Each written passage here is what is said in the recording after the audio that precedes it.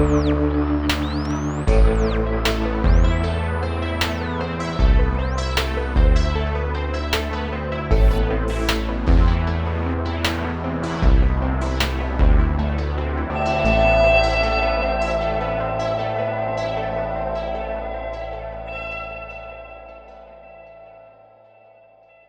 welcome to Conspiracies and Beyond. Thanks for joining us, Dave. We have an awesome show tonight on Flat Earth.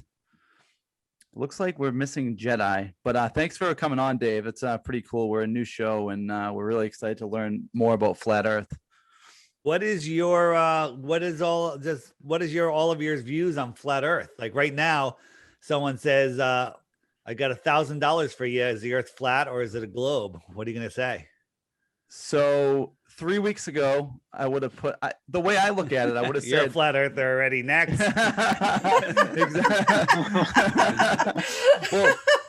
well, you know what's funny is I have a whole list of things to talk about, and only a couple of them like are defending the globe now, and I have about 1,000 things here to talk about why it's flat. So it's not really taking me long, but I think Jedi is she's still 100% glober.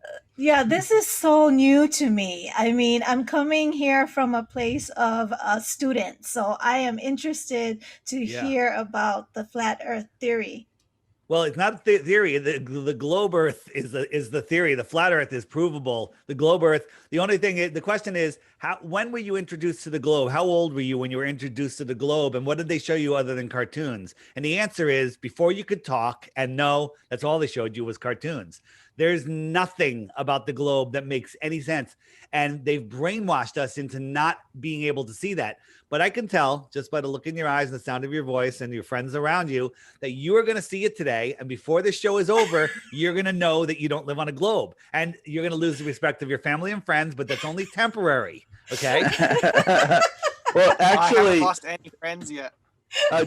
David, Hayden is actually a disciple of yours. You are his idol, so I told him he could come on and kind of watch. I've seen like all your interviews.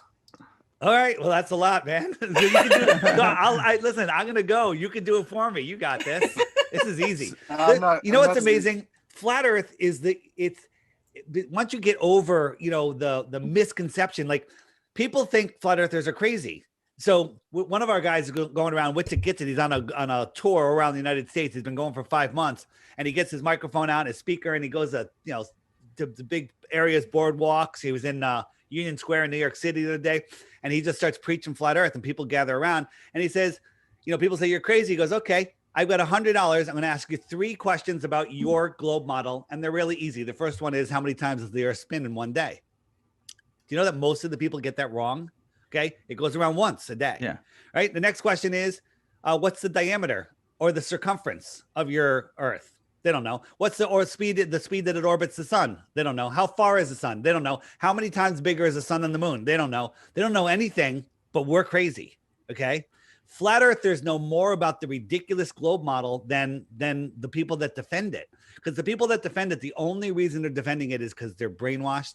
They're convinced of nonsense, and they've never seen any proof of it other than Universal Pictures spinning a globe before they even knew what the globe could possibly look like.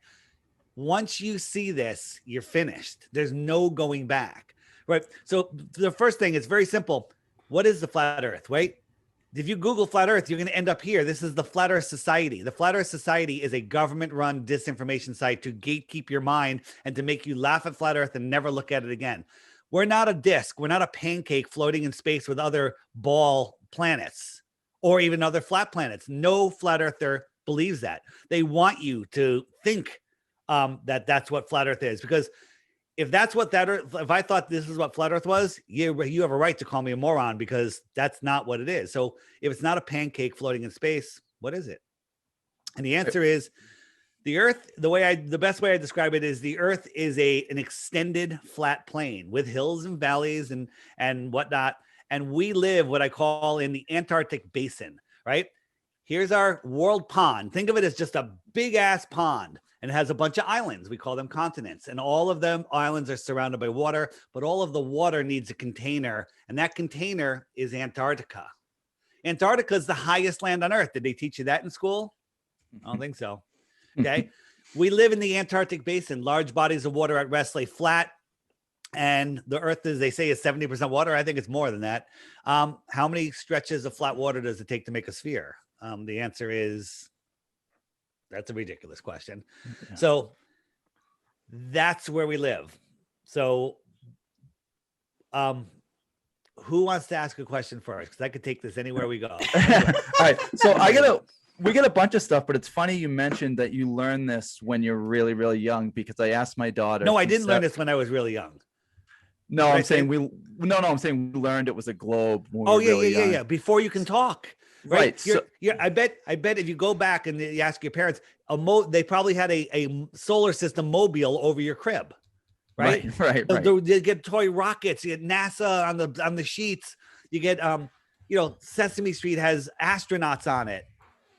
It's all globe programming. And one of the first worksheets you bring home from school is the orbits of the planets and the moons. Right. So I do want to play a clip for you. I had my 7-year-old. I said, I want you to be in my podcast. She said, no, I'm not doing that. I said, no. I'm just going to ask you 2 questions. I'll let you think about it right now. Tell me when you're ready. And the 2 questions are, what are the 2 things you can tell me about the Earth? It could be anything. And this is what she said. I think Joe's going to pull up. It could be any 2 things. Okay. I want you to tell me 2 things that you know about Earth. It could be any 2 things. Okay. Okay. The Earth is not flat. It's a big globe. Okay. The Earth has more water than grass. Okay. So you think the Earth is a big globe? Yes. Why do you think that? Just because you learned that? No, I just know it. Okay. Thank you. I mean, she didn't even. Yeah, her first thing was it's not flat too. We come across people, our age, older, just adults, and you mention flat Earth to them, like, oh, you're crazy, And some of them like, well, tell me more. Other people are like, get out of here, because they have to unwind their entire life being a lie, and a lot of people can't do that. It's easier to lie to somebody than convince them that they've been lied to, and you want to see of something. Go ask a 10-year-old somewhere in that age range. They'll chop your head off if you tell them the Earth is flat. They're like, no, it's not. And they start spewing all the same stuff. Boats over the horizon. The Greeks figured it out. They're programmed. Like, they know that better than anything else. But once you look at it, it's absolutely ridiculous. I know. And the biggest thing I've taken out of this, I don't know where I stand yet on globe or flat, is that we definitely listen to what people tell us way too much without thinking about it for ourselves. Right. Yeah. When Bill Nye, the lying guy with a bow tie, he was a failed comedian, and Neil deGrasse Tyson, who's a failed actor, neither one of them are scientists. They're the spokesmen. They're the actors that just tell us all this nonsense. One of the questions we ask people is, what's the official shape of the Earth according to mainstream science? A sphere or an oblate like a pear-shaped oblate spheroid? And people say a sphere. No, they tell us it's a pear shape, right? They change their story every friggin' day. And we keep making them move the globe post by exposing their lies. Neil deGrasse Tyson says, oh, you can't see the curvature at the commercial airline flight. You have to be 70,000 feet. So they show us a MiG fighter, and they show a curved Earth, but all the windows are curved. But one of the cameras wasn't looking through a curved window, and there's a horizon eye level. And he goes, oh, no, you can't see there. You have to go up to 100,000 feet. And so we send a balloon up to 120,000 feet, and it's flat, right? And then Felix Baumgartner, whatever his name is, I never get it right. He, the Red Bull space jump, he went up and he saw the curvature, then we exposed that this is a fisheye lens. We looked at all of these little rivers and land features. This is all New Mexico. Did you know New Mexico covered a quarter of the planet? Okay. It's a fisheye lens. Fisheye lenses bend things.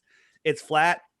And then Neil comes out and says, oh, you Felix couldn't see the curve. That was a fisheye lens. The Earth is too big. You can't see it. Where do we have to go? But we can see boats go over the horizon, right? Their math tells us at 10 miles, there should be 66 feet of curve. It's 10 miles. 10 miles, 66 feet of curvature. That's crazy. That's their math, though. And I could sit down at the beach, could take my super zoom camera, zoom in on a buoy that's 11 miles away. I can see the buoy, and I can see the surface of the water for dozens of miles beyond the buoy. Okay? That's impossible. I can see 130 kilometers down the range here in Alice Springs. 130 miles. You know what the curvature of that is? Kilometers.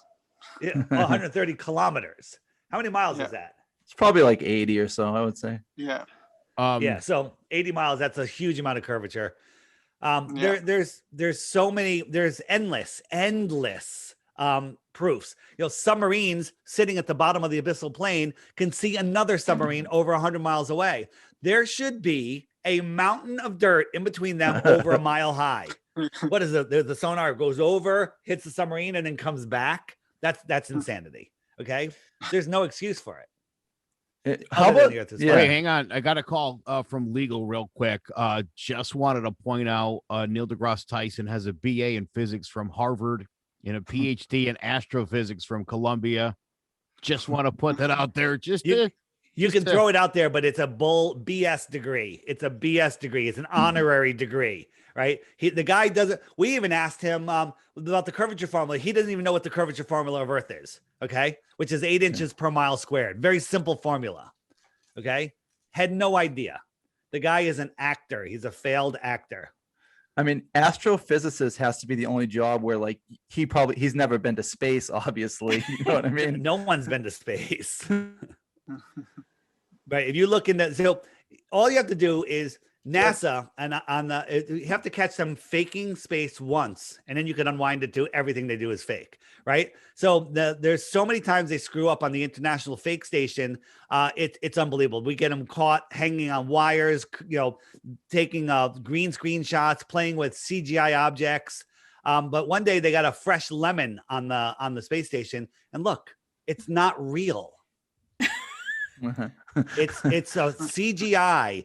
It's called augmented reality, where they're manipulating things that aren't real. Okay, so here's Don Pettit, and he's showing how he made a cup out of a piece of plastic and tape that he's drinking coffee out of. But watch, the coffee gets out of sync with the bag. He's on a zero-G plane, so it is floating. But look, bam, the CGI coffee got out of sync with the bag. So stuff like this happens all the time, and they always go, "Oh, it's cosmic rays." That's what, you know. There's cosmic rays. Cosmic rays. Yeah, that's their answer. This woman's talking to kids. This beach ball is filled with helium. It floats. This is not real. Watch again. It's not here. And now it's there, and now she's manipulating it. It's called augmented reality, and she's manipulating these CGI objects, and they're rendering them in real time. This is not even secret technology. This is stuff here. They do it in movies all the time, and that's how they do it. That's one of the ways they do things out there. Watch this guy's head. It's transparent. They're editing him into this scene. I don't know if he's hanging from wires, if he's on a zero-G plane, but look, his head's transparent right there. Yeah. Yeah, I read on one of your other podcasts that you think that NASA and Disney are the same company. Absolutely. They all work together. I mean, this guy, he was holding the helium balloon, but he was holding it too tight. He squeezed some of the helium out of it. And he dropped it and it fell down. And watch her. She's like, no, don't look. Watch. He drops it. Everyone reaching. She's like, no, go, stop, go away. Right. Because things shouldn't fall down. If you're on the space station, there's no gravity. There's no gravity. And one time the guy was showing something in the bathroom, and he went for a screw and he dropped it, and boom, it fell to the floor, hit the floor, and you saw him look down and go for it. And so we exposed that. And then I think it was one in Neil's videos. They were talking about it, and they're like, sometimes the space station hits a pocket of gravity. A pocket of gravity. They can make up anything they want, because, you know, you can make up anything you want, and then there's nothing anyone can do about it. You just make it up. Don't believe it. I mean, yeah, people believe anything. It's unreal. I mean, look at these guys. They're in space. Why do they always have these utility belts on? Like, what is shoved in his pants? What is going on here? Right? Look at their shirts. They always have fresh, clean, pressed shirts. And why are they buttoned up to the top like a friggin' priest? Right? These guys are clearly hanging from waist harnesses. Right? When these guys do flips, if you're on the space station and you go like this to do a flip, you're not going to pivot at the waist. You're going to go tumbling through space and, and twisting and turning all over the place. But when these guys do these flips, they rotate. Here's a woman on wires. They rotate from their hips. This is the system that they use. It's called the Argos system. And this is how they train for spacewalks. Kind of looks like the same thing to me, right? This guy's hanging from wires, moving around. He's supposedly in space. This is nonsense, right? This is in a 0G plane. And they only show you for like 10, 20 seconds because that's all the free fall time that they have. But when they do these flips, here's our friend again with the ball. These guys, look, harness right there. The wires are going up. You can actually see the wire. There was actually one that was just exposed the other day. We actually saw the wire. And this guy, they're pivoting at the waist. This guy couldn't lift up his knees. This guy, the wire slipped and he fell. Okay. But it's the same thing. You don't just float. You don't pivot like that. If you're going to do a flip, you're gonna fly around if you're on the space station. I mean, they're so horrible at it. I'm better at it. Look, I'm floating on the space station. It's that easy. And my budget's zero. NASA gets $65 million a day, every day, probably including leap year. Right? So my goodness. The thing I don't understand is, so you have like Chris Jericho, Kyrie Irving, these people. Why don't they use their platform to say more than just I'm a flat earther? Why don't they make like a clip? Go check this out. Well, I know Chris doesn't say he's a flat earther. He pushed out a bit too. They're having me back on again, but I've only done his podcast. I've only done his podcast I've done 3 times, but it's only been audio. So I'm trying to get him on a show like this so I can really flat smack the crap out of him. He knows, but he plays, he doesn't want to cause any waves. WWE is part of the deception. Vince McMahon, he knows the earth is flat. They make comments all the time. You've seen the predictive programming in WWE, right? With like 9/11 and everything. Yeah. Yeah. It's unreal. So these people high up in these big corporations, they know. So all these podcasts I've been listening to, mostly your podcast, it just makes me think of different things. Like, there's a place. Have you been to the Berkshires? Yeah. In Mount Greylock, you can see 5 different states. There's one in the Catskills, you can see 5, and there's one in like Nashville, you can the see earth is 7 so big, states. you can't see the curvature. That's what they'll say. But but you use their math, it doesn't work. It doesn't work whatsoever. If you think about an airplane, the high 6 foot tall person standing at the edge of calm water can only see 3 miles, and the horizon will drop below his eye level because there's a 6 foot drop at 3 miles. So after that, you can't see. There's your tangent line. There's your physical horizon, which we've proven there is no physical horizon. It doesn't exist. The horizon's optical. So if you're at 39,000 feet, the horizon's 242 miles away. So 242 miles away, there's a 39,000 50-foot drop. Okay. Well, I'm at 39,000 feet. There's a 39,000 foot drop. If I was on the ground, that's how much the drop would be, but I'm 39,000 feet in the air. So the drop is 78,050 feet. But if you're on an airplane and you're flying straight and level, look out the left window, look out the right window, the horizon's there at your eye level, draw a line. It comes right between your eyes because it's at eye level. And you have to believe that horizon is 78,000 feet below you. 78,000 feet is higher than the U-2 spy plane flies. Okay. If you're on a ball, the horizon should drop as you go up. It doesn't. It just extends farther and farther. Now, sometimes it looks a little bit lower, like the ball trolls, but like right here, the horizon could be really past there. It's just the air is so thick looking across it, it becomes sky, right? When I say it becomes sky, it's when you're looking into the distance, things get dimmer and dimmer and dimmer.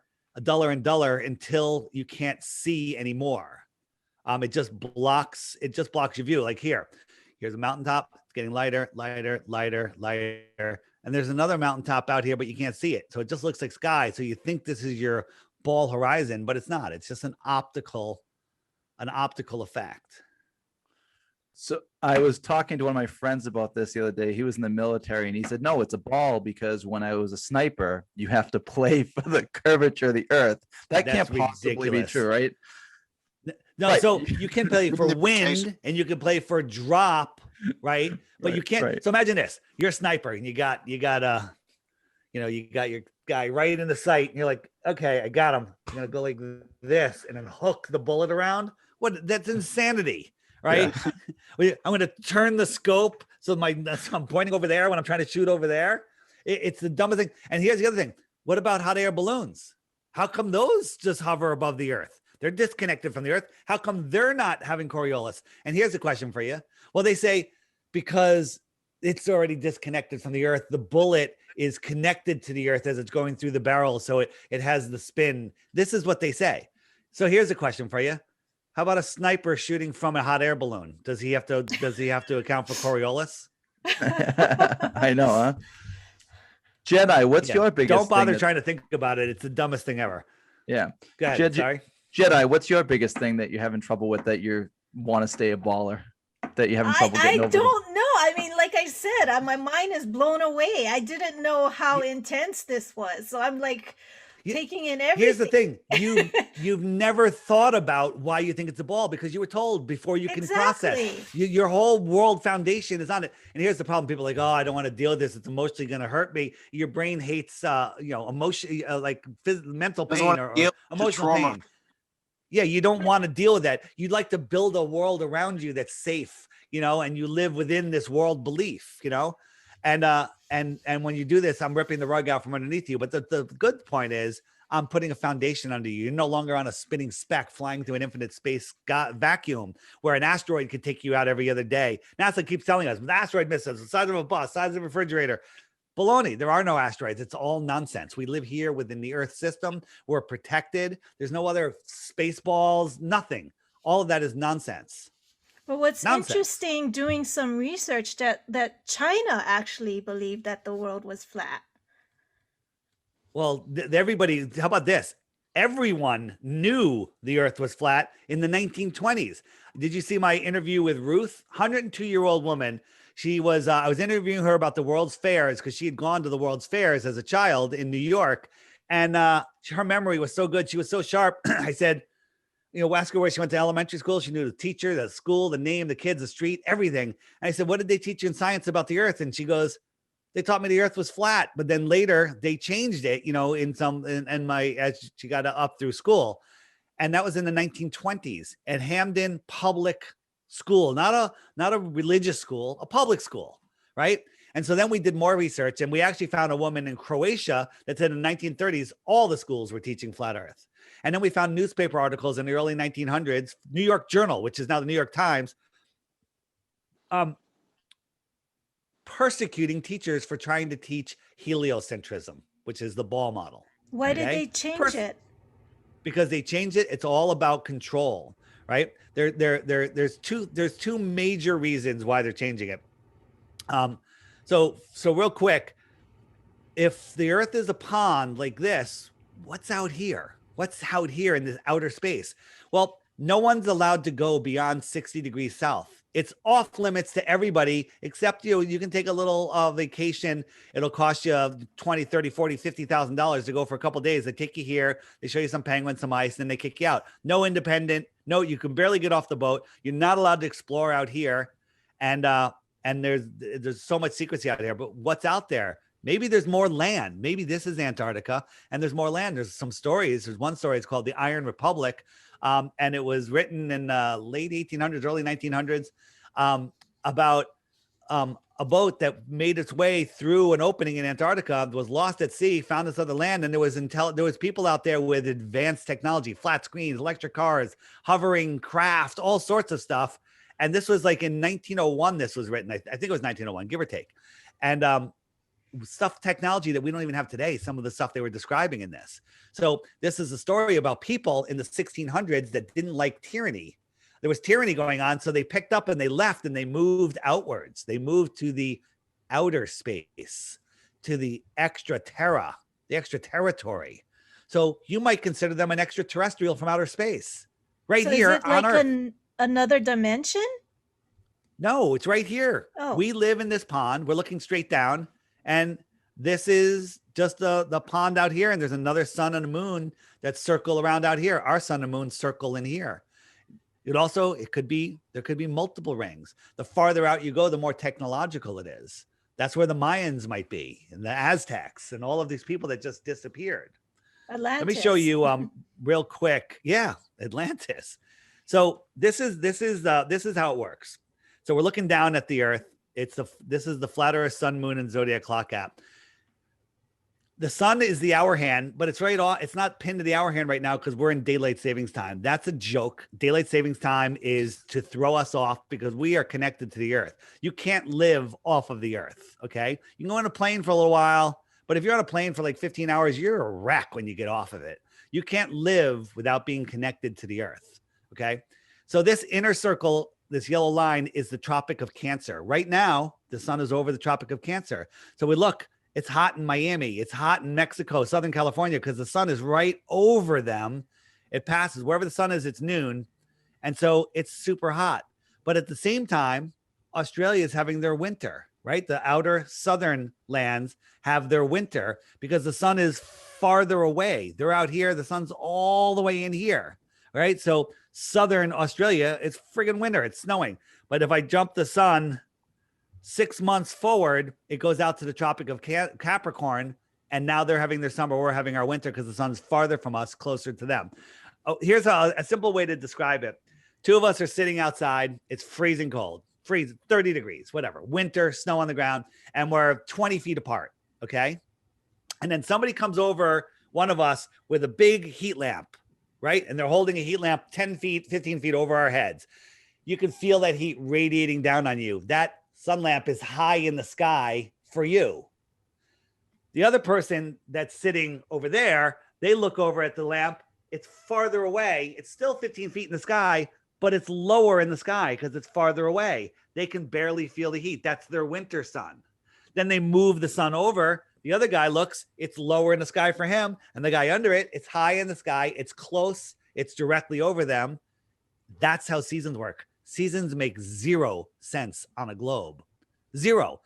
Did you know that during our northern summer, we're 3.5 million miles farther away from the sun in the helio-nonsensical model? Right? They don't even, this is the model that they want. Everything is reversed. They reverse everything. So here I'm in Connecticut. I watch the sunrise. I'm actually going fishing tomorrow morning. I'm going to watch the sunrise. And as soon as the sun appears over the water, I can feel the heat on my face immediately. I close my eyes. I can feel the heat on my face. And you got to remember, it's 3.5 million miles farther away, according to heliocentrism, than it will be in December. Now, I remember that feeling.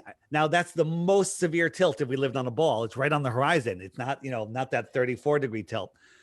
Then I could wait till December when the sun is out over Capricorn. I could wait until the highest point of the day where the sun's up in the sky, maybe 50 degrees off the horizon. It's 3.5 million miles closer to me, a much more direct angle, and I can't even feel the heat when I look at it. Midday, okay? Destroyed. Ball destroyed, flat Earth proven, period. And one thing, this is the Arctic in the middle. What's the sun doing? It's arcing around me, right? It's arcing around me. What if I'm out here in the Antarctic? It's not arcing around me. It's antarcing. It's antarcing away from me. Comes around. That's called an antarc for the Antarctic. And it's arcing around me if I was in the Arctic. Though they're showing us. It's right in our faces. They tell us. So are we in a dome-like thing? Or, I mean... Are we in a dome-like thing? That's a good question. So there's a lot of controversy. I believe there's a dome. It makes a lot of sense. I believe that space is water. There's water above and water below. I'm not a Bible person, but if you look at the Bible, page 1, God separated the waters from the waters and created the earth. And then on the day 4, he made the sun and the moon and whatever. Everything that we see in the sky is within the earth system. What's out here? Maybe there's more puddles. Maybe there's nothing. Couldn't tell you. We're not allowed to go there. So what are the stars? And you said there's no meteors or anything like that. I mean, what am I looking at when I go outside? You're seeing something very close. You're seeing an electrical discharge. The Earth is a giant battery. It's a free energy system. The sun is the cathode and the moon is the anode of the system. The salt water carries the current and the land is the salt bridge. It's a giant battery. The earth has a negative charge to it, and the firmament, the dome, has a positive charge. And when you see these electrical storms, they call them meteorites. How come, right? How come on August, like the August 20th, there's the Perseus meteor shower, whatever it is. Every year, same time, same place, right, same time, we have these meteor showers. How is that possible if we're corkscrewing through space? It's supposedly where a comet had gone by and we go through the comet tail and that's where the dust is. That's what they tell us. We're 4.5 billion miles away from where we were the previous year. What is that trail following us? Okay. We are within a perfect system. The sky is a perfect clock, right? If you think about it, they tell us the sun is 400 times bigger than the moon and it's 400 times farther away. And that way, when the moon and the sun line up, they look like the same size, right? Whatever. Right. I'm trying to make them line up. They look like the same size. So the chances of them lining up for a perfect eclipse is 0.000, 100 more zeros, and maybe some more zeros to 1 that's going to happen. But it happens all the time. It happens every year. And guess what? After 18 years, it repeats. All of the eclipses repeat again and again and again. They're on an 18-year cycle. That's not a random beehive gravitational BS model. That is a sky clock, okay? Tropic of Capricorn, Tropic of Cancer, the sun and the moon. This isn't the scale and the speed, but the sun takes 6 months to go between the two tropics. The moon does it every 2 weeks. And only when they intersect at a nodal point is there an eclipse. But this is a perfectly geared box, and then when they meet, that's when an eclipse happens. Yeah, to me, that's like one of the most telling things. I think it's too weird that the sun is so much bigger than the moon, but they're both like in our sky and they're about the same size. And they repeat again and again and again. Okay, that's impossible. Right. So there's another thing. This is an anti-Cathara mechanism. Look it up. They found it sunken off the coast of Greece, and it's 1,000 years old, 2,000 years old. I forget how old they say it is. It's thousands of years old. And they X-rayed it and MRI'd it, and they rebuilt it. And it's a model that predicts the phases of the moon, the eclipses, and the position of some of the planets perfectly in a geared system. That's not a random beehive nonsense, heliocentric BS model, I call it. And there's a thing called the 3-body problem. You guys familiar with it? No. So science has a problem. So they created gravity, and they said, well, space is actually 96% dark matter and dark energy. We can't see it. We can't detect it, but it has to be there for gravity to work. Therefore, it's there. Okay. Or maybe the model that you made doesn't work and you're making up shit to explain it. So you can take the world's best supercomputer and create a program and say, okay, I got a sun, it's got this much gravity, and I've got a planet, it's got this much gravity, and I'm going to put them in an orbit, and it works perfectly. It'll tell you where it's going to be tomorrow. It's going to tell you where it's be next week, next year, and in 1,000 years. It works perfectly. Then you add one more body, either a moon or another planet, and the entire thing goes into chaos mode. It never can predict what's going to happen next, and it never repeats. That's with 3 bodies. How many bodies are in our solar system? Do you know? I have no idea. You have all the planets and then all the moons around the planets and the sun and all stuff. I think there's like 60 friggin' bodies. Yeah. And then our galaxy, there are 100 billion stars with, they say that each one of them has a dozen planets around it. And then all of those planets have moons.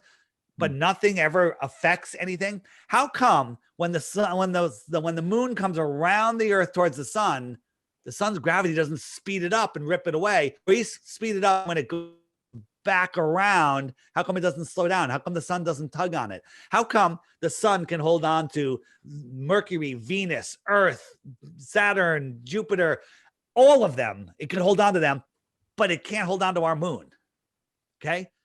It's because gravity is bullshit. How far away do you think how far away do you think the sun is? Do you think it's more likely to be 93 million miles or 93 million inches? 93 million miles. 93 million miles. I think the sun. Now, we don't know. NASA makes up. They made up a stupid equation and they use an assumption, right? How about they use the assumption that Venus is the same size as Earth. So when Venus transited the sun, people saw it start and stop at different times from different coasts, and therefore they can do some really good math and figure out that it's 93 million miles away. The problem with that is they made up Venus being the size of the Earth. I think Venus is the size of a small beach ball, right? But you can't prove it. You can't prove it. So it's nonsense. It's like me saying, hey, you've got $1 million in the bank and I'm going to double it every day for 3 days. So tomorrow you'll have 2 million, the next day you'll have 4 million, the next day you have 8 million. Guess what? You have $8 million in the bank. I just proved it with math. What's wrong with that equation? I made up a variable. A variable. Here's one for you. Now, if you could look, you can look this up with sound, and the sound makes it more. It makes it more effective. That's it's called a bullet train or a hypersonic sled on a track, and it's going Mach 8.6. Watch it. Here it comes. Ready? Did you see it? Barely. Yeah. Mach 8.6. Okay. Yeah. Guess what? The Earth in its orbit around the sun is going 8 times faster than that, or maybe 10 times faster than that. Okay. In our orbit, we're going 10 times faster than this. And then we're chasing the sun at 80 times faster than that. And then I don't know, Joe, do you have that picture of the little rocket we took it to the moon and back? The one that looks like a science project, my 6th grade science project. Oh, the lunar lander. Yes. Yeah. So in the app here, if you click the color wheel, the picture wheel, up come great pictures, and here's the lunar lander. Oh yeah, yeah. And if you zoom in on this, does this look like a rocket ship or does it look like a 5th grader homeless tweaker shelter? Okay. It's paper mache, tinfoil. It's nonsense. Spray paint, cardboard, curtain rods. Look at this thing went to the friggin' moon. There's 2 guys in a car in here. Okay. There's a car in there. Look at this. Look at these little thrusters. These things. This is ridiculous. Okay. But people believe it. Look at this construction. That is unbelievable. Exactly unbelievable. And they've convinced you to trade in your common sense for nonsense because they have a degree in bullshit and you don't. Okay. You got the picture of Mars and Greenland together? Yeah. So Mars and Greenland. That's a really good point because who signed off on that thing to go to outer space? Yeah, exactly. Right. Who was like, yeah, that's it. It's ready. It's airtight. So could I put you in it and drop it in the ocean? Would you feel comfortable with that? Okay. So here is a picture from Mars, and you can tell it's the rover took it because it got a little selfie. Okay. It got a little selfie of itself. And here's a shot from Greenland. Same picture. Now a glober will go, well, someone took the picture from Mars and added color and clouds to it. No, it's the other way around, moron. Right? It's the same exact hill. Right. Yeah. Same exact hill. Oh my gosh. They're lying. They're lying about everything. How about this? Werner von Braun, the rocket scientist that took over NASA, that started NASA, he's a German Nazi. He wrote a book in 1950s about a guy that took a whole bunch of people to Mars named Elon. I heard that on the podcast today. And on the left is the book. On the right is Elon's rocket. Yeah. And Elon tweeted a month or so ago, I want to redesign it, make it pointier. Okay. That's mockery. He's mocking us. It's not even creative. He's mocking us. It's unreal what they do. There's so many things. I actually got the app today, and I actually got the other day. I like the question mark, how you can look at the 21 questions and watch videos about them. So again, I have the challenge is every day for 2 Bitcoins, watch the featured video every day for 2 weeks. And then if you think you have a proof, hit the question mark and up comes stuff like, hey, what about gravity? Hey, what about eclipses? Like if I click what about eclipses, up comes a playlist of videos that YouTube won't serve you. These are hidden. You're not allowed to see these because you might figure out where you live and who you are, right? They don't want that. They want you remaining a happy little slave that's willing to work your life away and then die, right? If you hit the web button, up comes all sorts of resources. But right here in the middle, the lost history of flat Earth. There is nobody in this world that can watch the first video alone in that. It's a long one. It's 5 hours. It's 7 parts. And not become a full-on flat earther. But what I tell people is this: watch the video, but it's in 7 parts. Just watch 1 chapter and then turn it off. Don't watch the whole thing. You know what? Treat it like a television show. And the same thing happens every time. They go, yeah, I was going to watch 1 chapter, but I ended up watching all 5. I got to watch the whole thing again. Okay. I've watched it 4 times already. It's 5 hours, right? It will blow your mind. There's so much content in this app. It'll blow your mind. Bottom right, Tataria mud floods. Okay. You see what they're doing there? They're not building the Transcontinental Railroad. They're excavating it. We didn't build it this round. They were here before we got here. Oh, all of your history is a lie. Wait, who put them there? Who put them there? The previous realm when Tataria was a worldwide civilization here in the 1800s and before. We were all united, but then some catastrophe happened. Some reset happened, and there was a worldwide mud flood of some sort.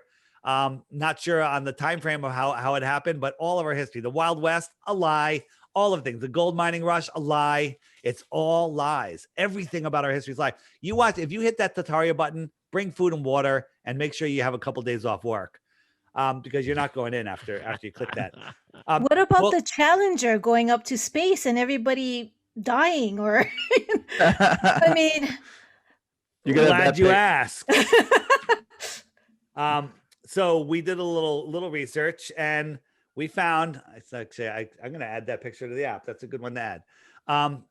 We looked up the Challenger, and that was called a trauma-based mind control event. Every kid had a television wheeled into their classrooms to watch it. They wanted to traumatize the kids. They wanted to kick the can down the road because they kept saying that they're going to have, civilians in space, hotels in space.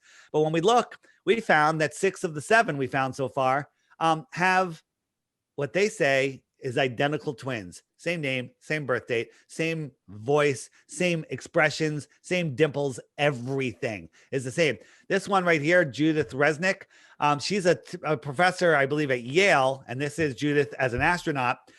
And we have her making a speech as an astronaut and her making a speech as a Yale professor. Same hand gestures, same everything, okay? But they claim to be the identical twin of the brothers. This guy, Dick Scobie, he had a company called something like Cows and Trees, and we found his website, and it's a cow in a field that takes off like a rocket, leaving a smoke trail, trolling through the air, just like what we saw with the Challenger. So we started making videos about it. Bam, next day, website gone, guy gone, company gone, everything. It just disappeared, okay? Here's the funny thing. None of their siblings showed up at their brothers or sisters' funerals. None of them. Do you know why? Because they were alive. because they're not twins. They're not twins. These are the people. They're all working for universities. Yale. They're all over the place. Okay. But why would they coordinate such a massive lie like this? I mean, it's blowing my mind that how many people are just, why the lie? I don't know. Hide free energy, hide the creator, hide your spirituality, hide more land, hide more resources, scientific knowledge, hide what's in Antarctica, hide that you're at the center of the universe and that you are special, hide that nobody has dominion over you, hide that who you are, that you're a creator, that nobody can take away your free will. They don't want you knowing that. They want you to give your free will away. They tell us what's going on. We're too stupid to say no. And so we say yes. All of the stuff that's going on in the world right now, all the control that the government has over you is in your imagination. It's nowhere else. What if everyone in the country right now was listening to this broadcast? I say, ignore the government. Done. That's it. Done. Ignore all of their bullshit and go live your life. It's over. We won't even hear them because they're too small. They're nothing, right? It's all a friggin' mind control trick. It's all a mind control trick. I know, the more I listen, I mean, Jetai, even by watching these videos he's showing, it makes you think, if nothing else. Right. I mean, this is the most bizarre, pardon my French, mind fuck that I ever. Yeah, Jetai, this here's the thing. If people say, I looked at it, I heard a thing, it was really interesting, so I Googled flat Earth, and you're going to find not the guy we call not Professor Dave. They call him Professor Dave. He's at the top of the hits. Simon Dan, who's just this snarky straw man guy that he'll never talk to us live, right? But he'll just say stupid things, make arguments that we don't make, claim we make things, and he makes a new video every Friday. He gets, he's got 400,000, 500,000 subs out of nowhere. These are shills. These are just this is to weaken, to grab the minds of weak people. If you try to search flat Earth, you say, all right, I'm going to search 10 hours a day for the next 2 weeks, you're going to find maybe 2 hours worth of good content because Google will not serve it to you. The app breaks that algorithm. You get everything. If you watch the featured video and then let the next one come up, the next one is another good video. They're all good videos because I've rigged it so it bypasses the algorithm and it gives you all of the content. Go read the reviews. The reviews will turn you into a flat earther. It's available on Apple. You need an iPhone 6 or higher. It works on iPad. And you need Android 8.0 or higher. It does a ton of other stuff. And check it out. So here's what you do. Just watch it every day, breakfast. Watch the daily video, right? If you want more, hit the little archive button next to it. All the videos for the last 2.5 years are in there, okay? And then just start watching these. Turn off the TV. Hopefully you don't watch TV already. And you will see your whole world will open up. What does the shape of the earth matter? Nothing. It's the lie that matters. It's the lie on who you are, where you are, what you are, and the power of your thoughts. Everything you have in your life, you created with the way that you think. This world is a magical place, and the bastards that are running it know how it works, and they're taking that away from us. It's funny you said that because I don't even put the TV on anymore unless it's cartoons. I listen to this stuff all day, and it drives me crazy. We have a good conversation going here. We're talking about important stuff, and then like you go to work and someone says, "Hey, did you see The Bachelor?" I'm like, that stuff It's is unbelievable. So yeah, The garbage. All right, but you still pay for cable, right? You still have it, right? So here's what you do. I got rid of cable years ago, and my girlfriend, she had the younger kids, and she's like, "Oh, we did it." The kids never miss it because if you want, listen, I'll watch a little thing. I'm watching Startup right now. I like it. It's just because I do this all the time. It's like, give me something, right? Yeah. But you get like an Apple TV or it's just smart TV. If you want to watch something, you subscribe to it. What you'll find out is you're not going to subscribe to all of this crap. You're going to go on, you go, hey, I'm going to go to this YouTube channel that has this good content on it. And you're going to find stuff and you're going to watch quality stuff. You're going to save $100 a month or whatever. And you're going to just become a more aware, awake a person. Right. Like we got 5 minutes left. I got to run. Just real quick. I was reading this magazine and the whole cover was about Kim Kardashian and stuff. And then like, oh my God, on like the second to last page is there's a little blurb. Scientists think they can make us live to 150. It's like, why are we not all focusing on that and not the nonsense? Well, people used to live a lot longer.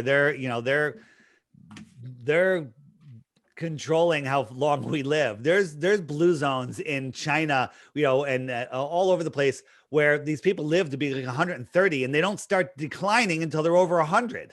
Okay. And their medical bills are like nothing because they take turpentine or something, right? Not allowed to tell you take turpentine because it's, God bless Dr. Fauci.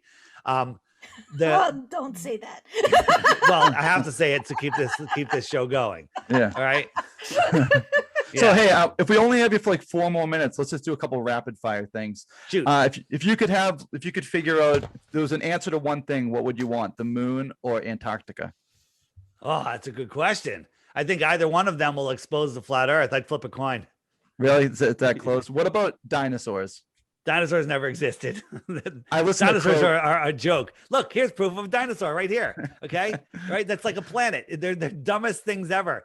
The guy that came up with the idea of dinosaurs, like in all of the history, the pyramids, all the way back, never anyone ever mentioned a dinosaur. Some guy in the 1800s, a royal guy, wrote a paper or a book about the idea of dinosaurs. Then a year later, to the day, he discovered the first dinosaur. Okay? Convenient. All right. Why can't you take a flight from where Hayden lives in Sydney to Santiago, Chile? You can. There is a direct flight, but it doesn't go the route that you think. The flights, they totally lie about the flights. If I can find it quickly, And they're expensive, right? Well, they're expensive, but it's expensive for a reason, because it's going a very long distance. And they don't want you to realize where it's going. So let me find it here. So if you want to go to Western Australia, it's worse than this route. From Santiago, they go all the way up here, all the way over to China, Japan, Singapore, and down. Why would they take this long route? And the answer is, here's the route: up, across China, Singapore, straight line to Western Australia. That's the route that they go. We've had somebody take this who was a ball earther, and he's like, I'm going to prove to you that the flight exists. We know the flight exists, but his compass had all the wrong readings, but it makes perfect sense on a flat Earth. A total and perfect sense. There's what NASA is in charge of all international flight routes. NASA is in charge of radar. NASA is in charge of Helium. They own all the helium companies in the world, right? And the largest consumer of helium. But here's a flight. Did I show you this already? I didn't. Right? No. Taiwan to LA. Hawaii is right here. There was a medical emergency right about here. Where would you land? Probably Hawaii, or maybe you go all the way over. I wouldn't go all the way back, but instead they went thousands of miles out of the way to Alaska. Why would they go to Alaska? The answer is because here's the route: Taiwan, emergency, Alaska's right there. Hawaii's all the way out here. Okay. None of it makes any sense on a ball. So there's been 16 emergency landings that have been documented, and all of them are ridiculous on the ball. Like I forget, we're going to Germany, and then like an emergency happened and it landed in Moscow. Moscow was like 1,000 miles out of the way, but you take any of those flights, you take the origin point and the destination point, you draw a straight line on a flat map, and the place they landed is right on that straight line every single time. Emergency landings bust their lies. One more question, because this is a question people would want to know. Is there an edge? Is there an edge? Is there an edge to a lake? There's the edge of the lake. You can't fall off the lake. What's beyond Antarctica? I don't know. I don't know. Is there an edge to infinite space in your heliocentric model? I don't know. We're not allowed to go there. So it's a question I can't answer. We could speculate on it. I don't like to say that it's infinite. So I say it's an extended plane. Here's how we put flat Earth to bed, and we cancel it, and then we'll wrap it up. They tell us Antarctica is 13,000 miles around, right? So we get 2 airplanes. We go here, we refuel, and we get a bunch of teachers and flat earthers and professors, and we put them on the plane. One flies about 1,000 feet in the air and just follows the coastline around. The other one goes this way around, and so the observers are keeping the coastline in view the whole time. And you can see how fast you're going because you're only 1,000 feet in the air. So you can say, all right, this is the normal speed, 500 miles an hour. 7.5 hours later, both planes should meet over here, 6,500 miles, or however long that takes. But it's never happened because it can't happen, because that's not how the world is set up. Captain Cook was the last person to try to circumnavigate Antarctica. It took him 3.5 years, and he went over 60,000 miles. You have to remember the equator is only 24,900 miles. And so Antarctica should only be 13,000 miles because it gets smaller, but it doesn't. The Earth is flat. It gets bigger. You can't circumnavigate Antarctica unless you travel this massive distance. End of story. Earth is flat. Deal with it. Yeah. Well, yeah, I don't think this is the end of the rabbit hole for me. Oh, no. You listen, you got the app. Get that, Yeah. find that video, mirror it on a big channel, big TV, you know, get a cup of hot cocoa and some popcorn, whatever. Watch it. Watch that video, and the rabbit hole is going to get so deep you're going to fall in, and you're never going to hit the bottom. Is the UN logo the flat Earth map? You know, the UN logo is the flat Earth map, but all the agencies that are in charge of running this world, they all have the same thing. They all have it. You got you know, the aviation organization, a meteorological. They're all international maritime. They're all using the flat Earth map, and they all symbolize Antarctica with these feathers. It's insane. Yeah. Oh my gosh. Yeah.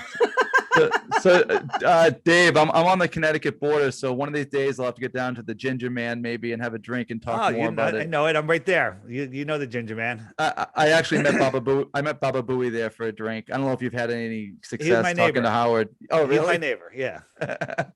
you gotta get on to Howard and try to talk to him. Where do you live? In New York? No, I'm in Massachusetts. Oh, okay. Yeah. Did you come all the way down to the Ginger Man? I would, to talk about flat Earth. Well, we do a meetup in Berlin, Connecticut. We did it a while ago. Maybe after the summer, before the winter, we'll do another one. But you got to go to Flattoberfest in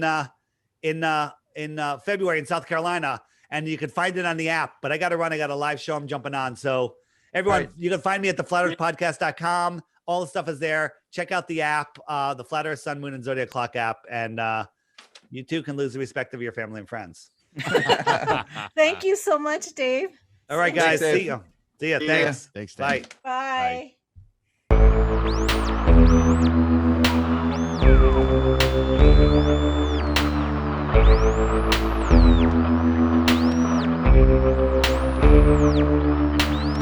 Bye.